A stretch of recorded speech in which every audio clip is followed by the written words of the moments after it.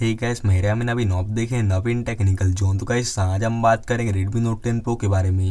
Gas आज का हमारा टॉपिक है dial pad sound, how to use. तो गैस कैसे अपने फोन में देखिए आप डायल पेड साउंड को यूज़ कर पाएंगे, तो इस वीडियो में हम सब जानेंगे। तो गैस वीडियो को आखिरी देखिए एंड समझिए। एंड अभी तक आपने हमारे चैनल को सब्सक्राइब नहीं किया है तो प्लीज़ सब्सक्राइब कर लीजिएगा।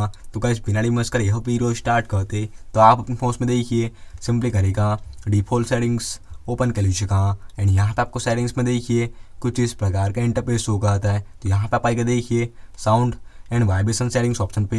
एंड यहाँ पे आपको नीचे में देखिए एडिशनल सेटिंग्स ओपन दिया आता है, तो आप क्लिक कर लीजिएगा। तो यहाँ पे आपको देखिए फर्स्ट ओपन दिया आता है डायल पेड टोन्स वाला, तो आप इसे ऑन कर लीजिएगा। तो गाइस जैसे आप इसे ऑन करेंगे तो इसमें क्या होता है कि जब भी आप अपने फोन में देखिए कोई भी नंबर वगैरह डाल करते तो उसके साथ आपको साउंड मिलता है। तो इस टाइप देखिए आप अपने फोन में डायल पेड साउंड को यूज़ कर पाते इजी तरीके से। तो कैसे होता है आज का हमारा टॉपिक।